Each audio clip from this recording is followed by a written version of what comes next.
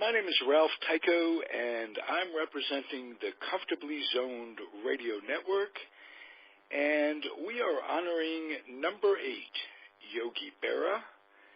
With me is baseball maven Alan Blumkin. How are you this evening, sir? Fine, Ralph. How are you? Oh, good.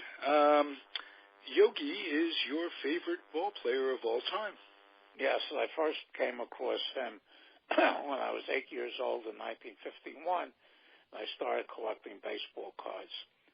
And the 51 Bowman, which was the main set of that year, Topps really hadn't come out yet. They would come out with red back and blue back cards, which didn't enjoy very much popularity until recent years. And Yogi was number 2. When I saw that nickname, I had to know who he was. So I started watching Yankee games, and he, to me, was, people don't give him as much credit for being the excellent ball player he was because of his public persona as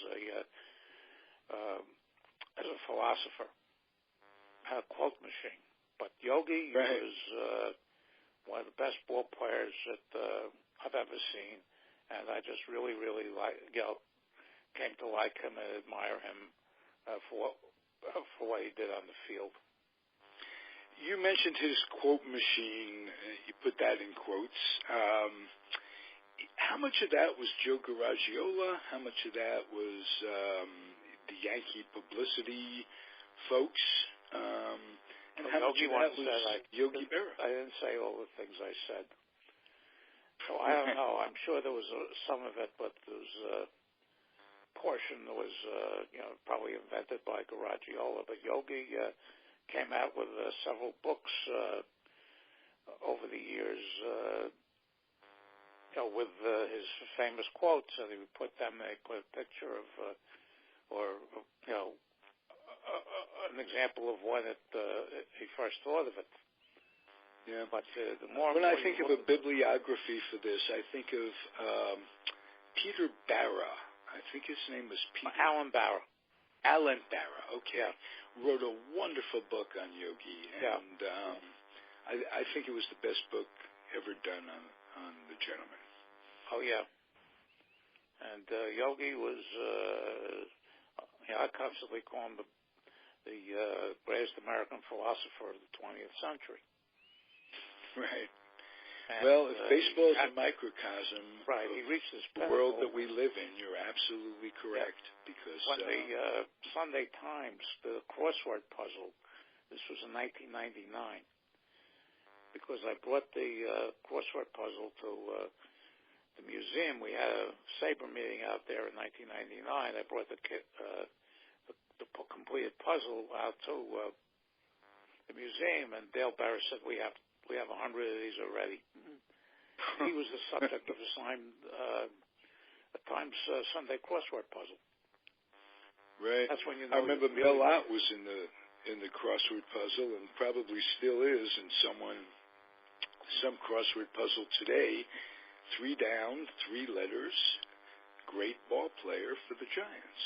Mel Ott. OTT. Yeah. That was very common. You mentioned on a show the other day, we just briefly touched on Yogi, and somebody said, interviewing Dale, you mentioned that the only time Yogi was ever... Yeah, I asked him Dale that question at the museum when we were out there in 1999. Very indicative of the man, you ever saw his personality, how he raised his kid. What was his answer? Yeah, I asked him, your father ever got as mad as he was during that Jackie Robinson play in 1955 World Series? He says, only when we talk back to our mother. Right.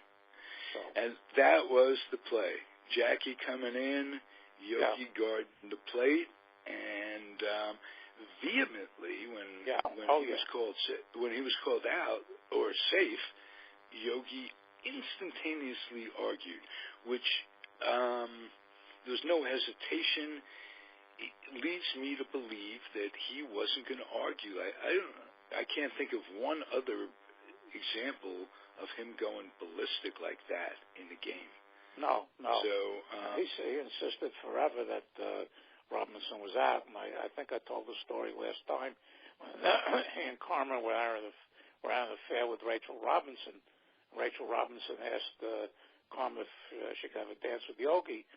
So Carmen said yes. Carmen called Yogi over and says, "Whatever you do, don't bring that play up."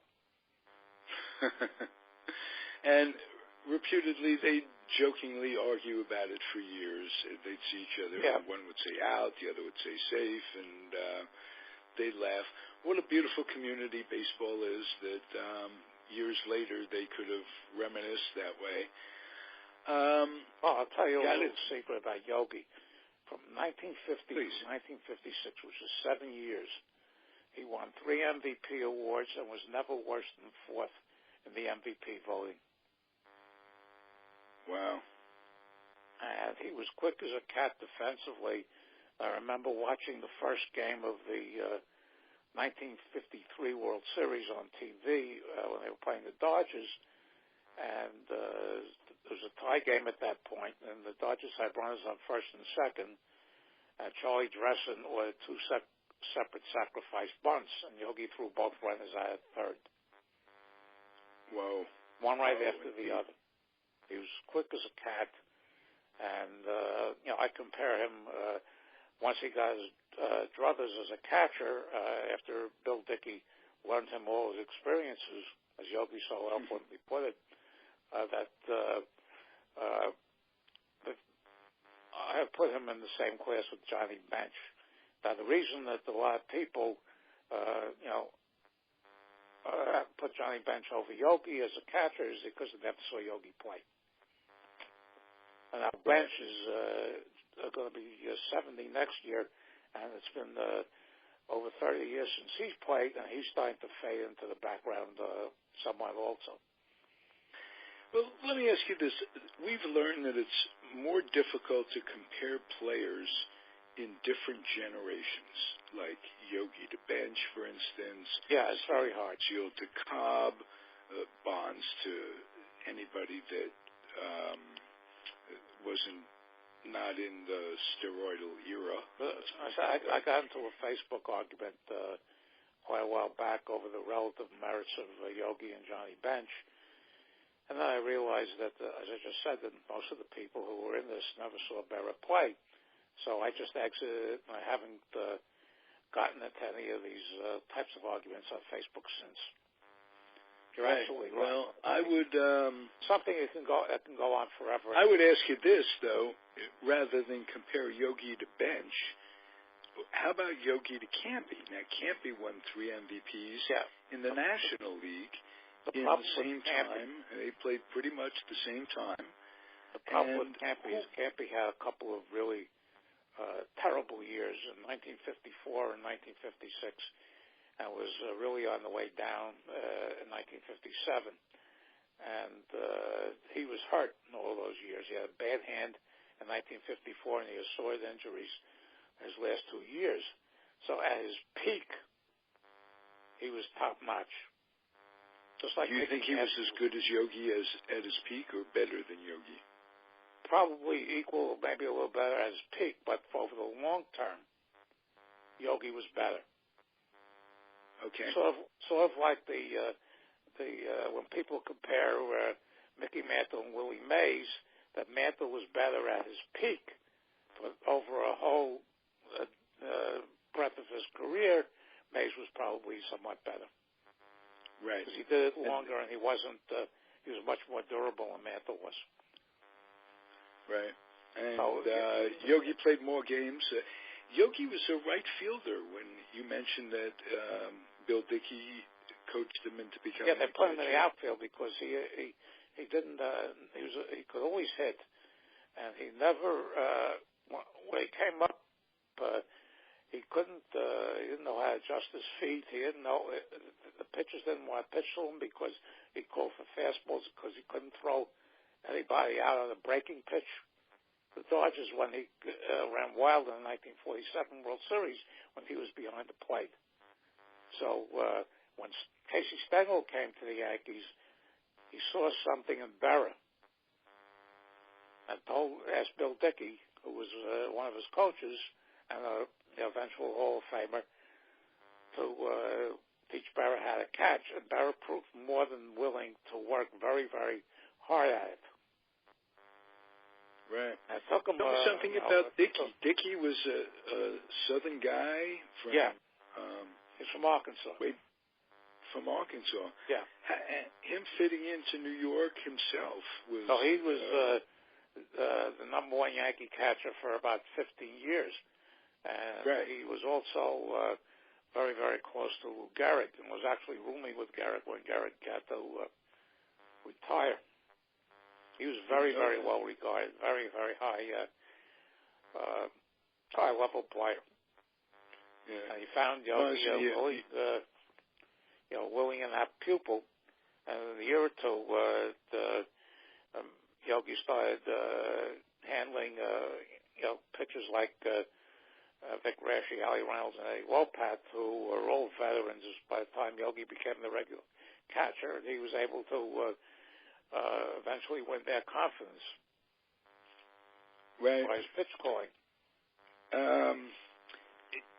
Yogi was a good student, wasn't he? He wasn't. Yeah. He didn't fight it. Did it come natural? You think? Yogi, he grew up poor in the Hill District of St. Louis, and he was not a book mason. Yeah. There was a story. He roomed with Dr. Bobby Brown, who was studying at that time. He was a third baseman with the Yankees. Yeah. I think you and I had him on. I think you were with us. No, I wasn't with that. No. Well, then it might have been Peter. But he, in his 90s, is inordinately articulate. And he was, at the time he roomed with Yogi, studying for med school. And they were both just, after a game, just reading in bed, and Dr. Brown, or Bobby Brown at the time, goes to turn off the light. And Bobby Brown is reading Grey's Anatomy, and Yogi's reading comic books. And Yogi looks at it, he goes, "How did it turn out?" Yeah. So Yogi asked Dr. Brown about Grey's Anatomy. Just a very innocent guy from a different period of time, and incredibly good with bucks for one reason or another. Yeah, well, all his Yankees teammates did poorly with money. Mickey went bankrupt a couple of times with bowling alleys and this, that, and the other thing. But Yogi had a knack for it, and here's Carmen how was Yogi very helpful in that area. Yahoo? Carmen. Oh, yeah, I can appreciate that. Yeah, he gives her a lot of credit. They once asked Yogi, somebody once asked Yogi how he liked school, and he said closed. And Yogi, at the age of 18, joined the Navy and was in the Navy when the Allied forces landed at Normandy on D-Day. Whoa. Didn't know that. He knew he was in the Navy. Yeah. There's a big misconception about players in the service during the war, that most of it was one player or another was on post teams and they play exhibition games. Oh, that was the proven major leaguers for the most part. Yeah. Yogi was just starting at professional baseball. Oh, that's true. The story how he wound up with the Yankees was that Branch Rickey used to have tryouts in St. Louis. They signed Garagiola for $500. He refused to sign Berra, and the story was that Rickey saw something in Berra, but Rickey was in the process of going from St. Louis to Brooklyn. And he wanted to keep for Brooklyn, and in the interim, the Yankees signed him. Wow. That's funny how crafty Branch Rickey is, because he, in essence, did pretty much the same thing with as you're describing with Roberto Clemente, Dodgers had him in the organization. Yeah. He covered them up and buried him as a prospect. And when he went from the Dodgers to the Pirates, he drafted Clemente. Yeah, they also drafted Elroy Face out of the Dodgers organization a couple of years before that. I think he got Houck too. Houck wasn't much of a ball player. Houck was a pretty solid. You said that before, and I'm to disagree with you. He was a pretty solid ball player. Helped the Dodgers quite a bit in 54, 55. Oh, Houck? No, Houck never played for the Dodgers. No. The third baseman that played with the Pirates later. Hoke, not Houck. Yeah. Hoke. Yeah. Hoke was a good ball player. Yeah, and, he went from the Dodgers to the Cubs to the Reds to the Pirates. Oh, he didn't go directly from the Dodgers like. No. And I didn't know that Face was. Yeah, Face came up in the Dodger system, and now I don't remember who we talked to. I have to pass this on at this time. Face was one of those people that didn't exactly help race relations. And didn't get along all that well with Clemente, from what I understand. Well, Face is going to be 89 years old in the early part of next year. I mean, he was from a rural area in New York. He was an off-season carpenter. And, a lot of these players from those times were products of their environment. Right. Oh, yeah. And you could say that about the people in general of those times. Yeah. Those are totally different. Words were used differently. But it was more covert than overt today. Bobby Bragan was one of the ones who signed the petition against Jackie Robinson. And as Bragan grew older and he became a manager, he was credited, especially when he managed in the Pacific Coast League, of helping minority players quite a bit. Right. Maury Wills, for instance, was totally he made him into a switch hitter.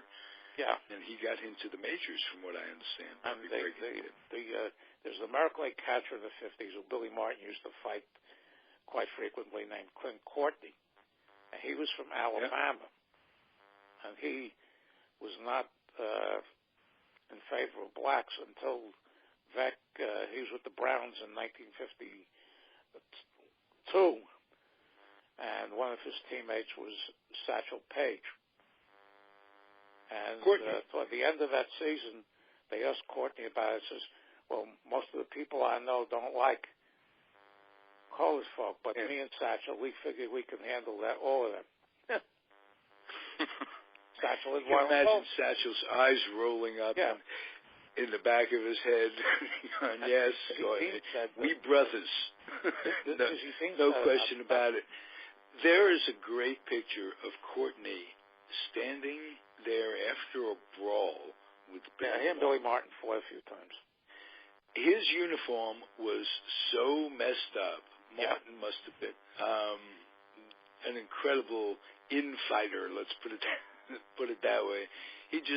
Martin was not a big guy. Courtney was. Courtney was a big, strapping, old Ironsides they called them, or something like that. That must have been a hell of a brawl. But did Courtney come from the Yankees too? Yes. I know Gus Triadas did. Yeah, Gus Triadas. One of the things that Yogi accomplished was getting a lot of catchers in their farm system traded because they couldn't beat him out. They couldn't even. Well, if we just list some of them, Sherm Lawler was one. Lawler. They had the Lou Barbarez, Hal Smith, the player that hit the home run at the bottom of the eighth in the seventh game of the 1960 series, was also in the Yankee system. Any catcher that was coming up during those days, until the Yankees brought up Elson Howard, all those catchers were sent somewhere else. And when they traded off their talent, they didn't trade it off to a contender. They had the A's, they had Browns, and they had Washington. Right, and they tried to set up as many trades with their good good players. Teams that probably could have beaten out some of those bad teams that the bottom three had in the early 50s. Right. When we talk about Yogi, we talked about his business acumen. Much of that came from his good fortune to be involved with a company called Yoohoo chocolate drink. Yoohoo, not Yahoo. We got Yahoo today. Yeah. And everybody's Googling, so to see how far that got them. Yeah. But Yoohoo, that's right. Yoohoo was a company that Yogi had stock in. Yeah. And how it really took off is he was smart enough to buy T-shirts for all his Yankee teammates. Well, the Yankees being as great as they were, and New York press being as just ferocious to cover them in post-game shows, would cover the Yankees. They'd have photographers come in the clubhouse and take pictures of guys, Yogi and Mickey and Whitey, and they'd all have Yoohoo T-shirts. And the drink was a cheap chocolate drink. I think it's still around today. I was never enamored with the taste, but it had a distinctive flavor to it, and it started making money based on that. And Yogi had this commercial, "Hey, I'm Yogi Berra. He's Yoohoo. Whenever you're drinking chocolate drink Yoohoo. I'm Yogi Berra." The first thing.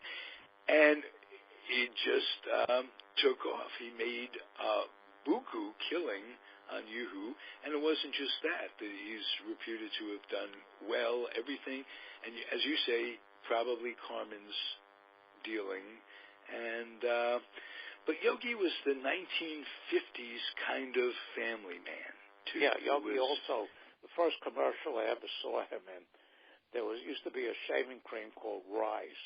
I don't know if you remember that. I don't think I do. No. Okay, it was a shaving. Got about 4 years on me. And they used to have a commercial. Who's the man behind the sandpaper mask? Yogi would have this sandpaper mask in front of his face. He'd take the mask off away and says, "It's Yogi Berra with the beard tough as sandpaper." It was hysterical. I don't remember that. I remember he did. Yeah, and everything he did some commercials for charity. Personality. And he went over the top as an icon when, after Steinbrenner fired him as a manager 16 games into the 1985 season, he basically told Steinbrenner where he could go. Right. For years, he would not come back to Alzheimer's days. After Joe DiMaggio died in early 1999, Yogi became the leading living Yankee icon, and Susan Waldman brokered it, and Steinbrenner went out to the museum in Montclair, New Jersey, basically got on his hands and knees and begged Yogi to come back. So they had... Now, who was this? Susan Waldman did this? Waldman, yeah. Who's now the Yankee Yogi announcer? Came back because Carmen convinced him to come back. Yogi said this on an interview I saw on TV. And Yogi Berra Day, and I went there with a few friends of mine because it was Yogi Berra Day. And it happened to be, and they had Larson there, Don Larson, and it happened to be the day that David Cohn pitched his perfect game. So I was there for that. Wow. Yogi got, they gave him everything. They restored the rings that had gotten dirty or lost. They gave him a trip to Italy and an audience with the Pope. They gave him all sorts of stuff. And he got an ovation. Actually, what they did, they gave the Pope an audience very with long Yogi time. Berra. It took more arranging to get the Pope for Yogi Berra than the other way around. I would say Yogi Berra is as popular as any Pope. This is a guy who could have run for mayor of New York. Yogi wasn't into that. One of the great books that came out a couple of years ago was by an author named Harvey Arton called Driving Mr. Yogi. And Ron Guidry, when Yogi would go down to spring training for the Yankees, Ron Guidry became his driver. And the book is very, very, very, very touching. Very, very touching book. Louisiana Lightning. Every time anybody puts a picture of him up on Facebook, whether it's from his early days, his playing days, his days later on, everybody puts down that they miss him tremendously. Oh, he absolutely. Became one of those guys is like John Glenn. You say that, well, yeah. This is an icon in American history. We are losing so many of them, and this has been a very, very depressing year, 2016. One of the things also that Yogi, they created the New Jersey Hall of Fame a few years ago, and right. Yogi went in with Albert Einstein, among others. Really? I asked Yogi what he thought of it, and he says, I heard he was a pretty smart guy. The best I ever heard, they asked him the time, and he goes, you mean now? Now, yeah. And the one time I was up in New England, and I had to go to somebody's house, the guy's phone wasn't working.